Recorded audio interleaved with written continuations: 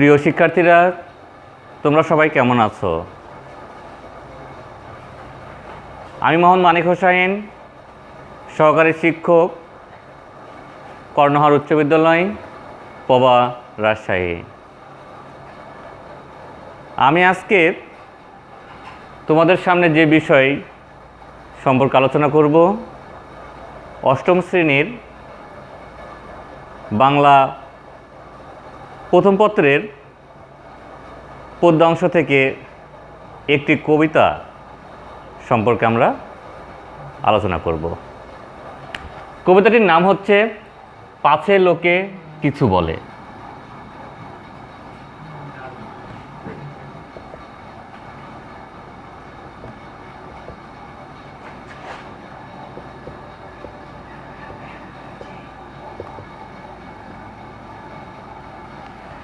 কবিতাটির নাম পাছে লোকে কিছু বলে, লিখেছেন কামিনী রায়।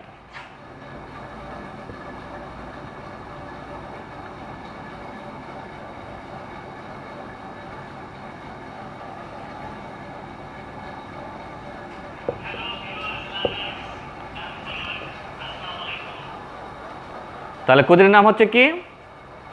পাছে লোকে কিছু বলে, লিখেছেন কামিনী রায়।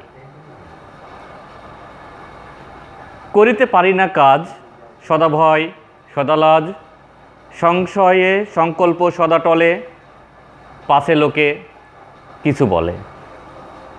করিতে পারি না কাজ, অর্থাৎ কোনো কাজই কিন্তু আমরা করতে পারি না। কেন করতে পারি না? সদা ভয়, মানে সকল সময় মনের মধ্যে কি কাজ করে? ভয় কাজ করে। সদা লাজ, সকল সময় লজ্জা কাজ করে। সংশয়ে, দ্বিধা, সংশয়, দ্বিধাগ্রস্ত। সংকল্প সদা টলে, পাছে লোকে কিছু বলে। দৃঢ় মনোবল নিয়ে আমরা কোনো কাজ করতে পারি না, কারণ আমাদের মনের মধ্যে একটি দ্বিধা কাজ করে, সংশয় কাজ করে। কেন কাজ করে? কে কি বলবে এই কাজ করতে গেলে, কেমন হবে, থাক করব না, সেই ভেবেই কিন্তু আমরা কোনো কাজই করতে পারি না। কবি আবার বলেছেন, আড়ালে আড়ালে থাকি, নীরবে আপনা ডাকি, সম্মুখে চরণ নাহি চলে, পাছে লোকে কিছু বলে। আড়ালে আড়ালে থাকি, অর্থাৎ লোকলজ্জার ভয়ে সকল সময় মনের মধ্যে দ্বিধা কাজ করে, সেই ভয়ে আমরা কি করি? আড়ালে আড়ালে থাকি, নিজেকে গুটিয়ে রাখি। নীরবে আপনা ডাকি, নীরবে মানে কি? একাকিত্ব, একাই।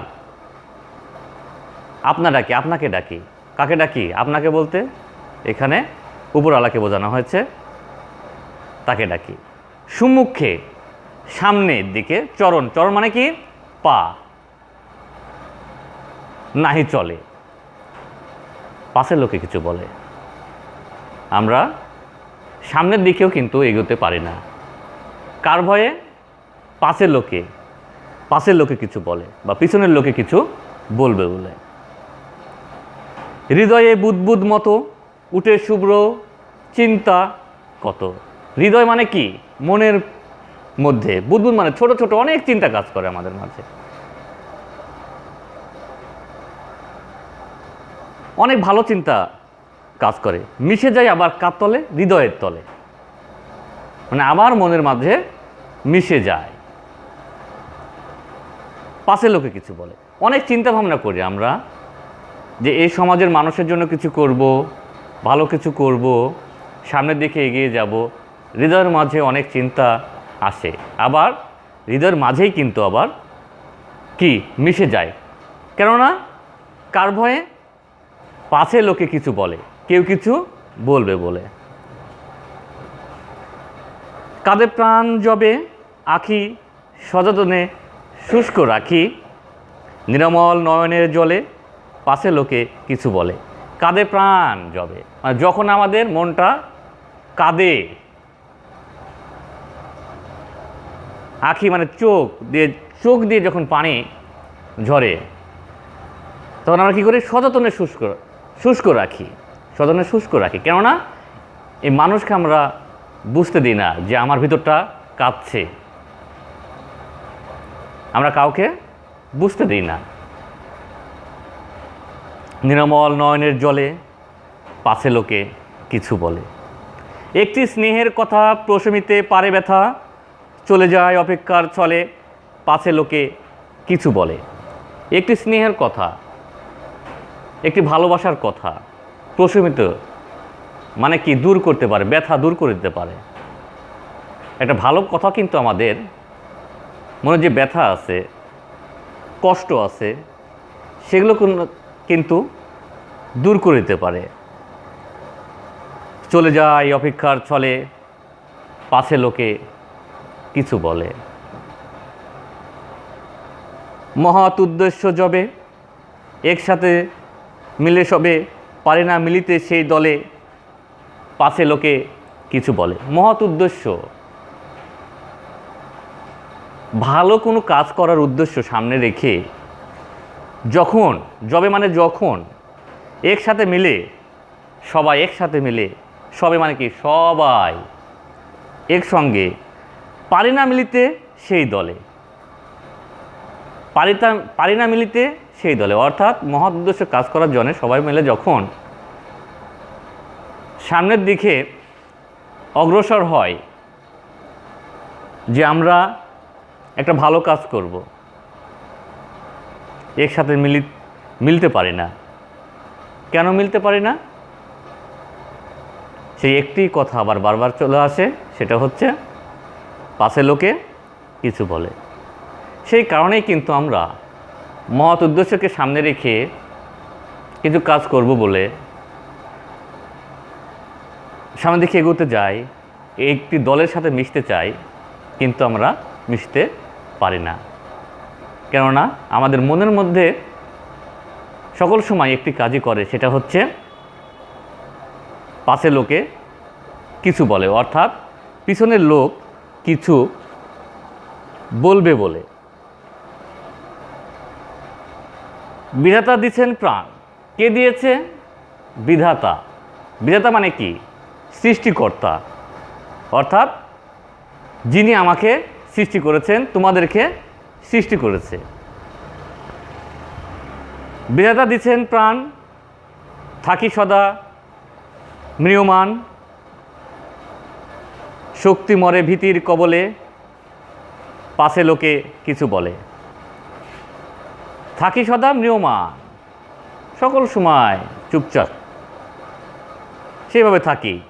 শক্তি মরে ভীতির কবলে, শক্তি মানে কি? ইচ্ছা শক্তি, কাজ করার শক্তি, কিন্তু আমরা করতে পারি না, কারণ ভীতি, মনের মধ্যে ভয়। এই ভয়টা কাজ করার কারণেই কিন্তু আমরা কিছু করতে পারি না।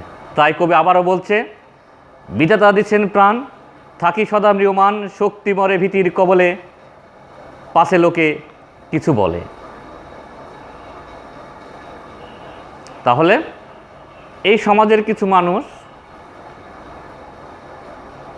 তোমার এই পরিবেশের কিছু মানুষ, তোমার পরিবারেরও মানুষ হতে পারে, তারা তোমাকে সাহস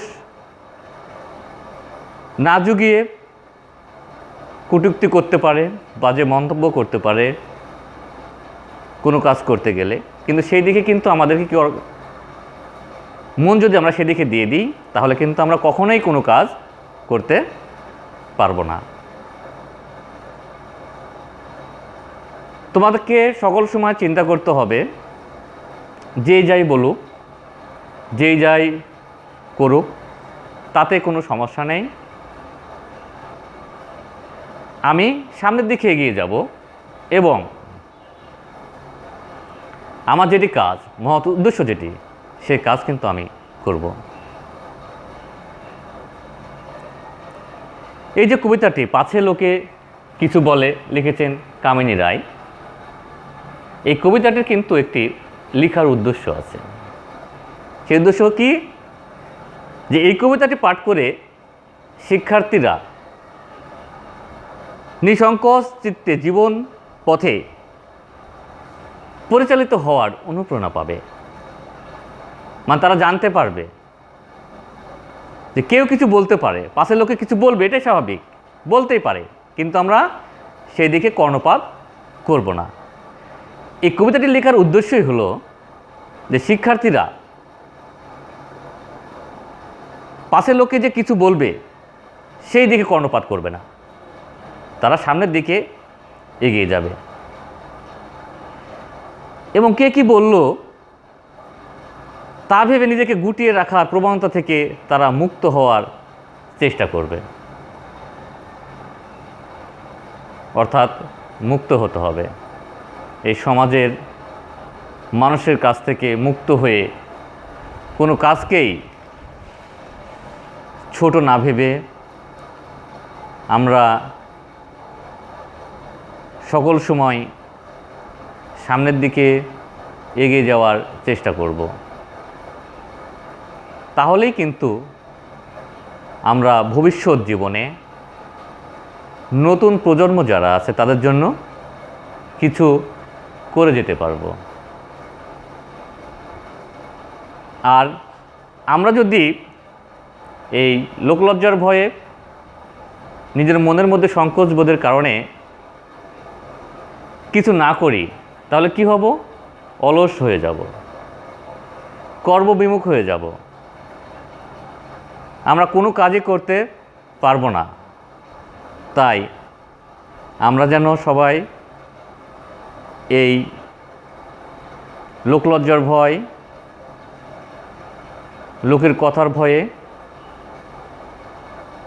কোনো কাজ থেকে যেন পিছিয়ে না আসি, সেই দিকে লক্ষ্য রেখে আমরা সামনের দিকে অগ্রসর হব। আমরা এই কবিতাটি পাঠের মাধ্যমে কি শিখলাম, তার মূল ভাব কি, সেই বিষয়টা বাসায় শিক্ষার্থীরা কবিতাটি পড়ে জানার চেষ্টা করবা এবং পাঠের উদ্দেশ্যটা কি, শব্দ অর্থগুলো একটু বাসায় দেখে নেবা, শব্দ অর্থগুলো ভালো করে পড়ে নেবা এবং সকল সময় সামনের দিকে চলার অনুপ্রেরণাটা যেন তোমাদের মধ্যে কাজ করে সে চেষ্টাই করবা। পরিশেষে তোমাদেরকে একটি কথা বলি, সেটা হচ্ছে সারা বিশ্বে যখন করোনা মহামারী আকার ধারণ করেছে, এই বাংলাদেশেও কিন্তু সেই করোনার মহামারীর প্রকোপ আকার ধারণ করেছে।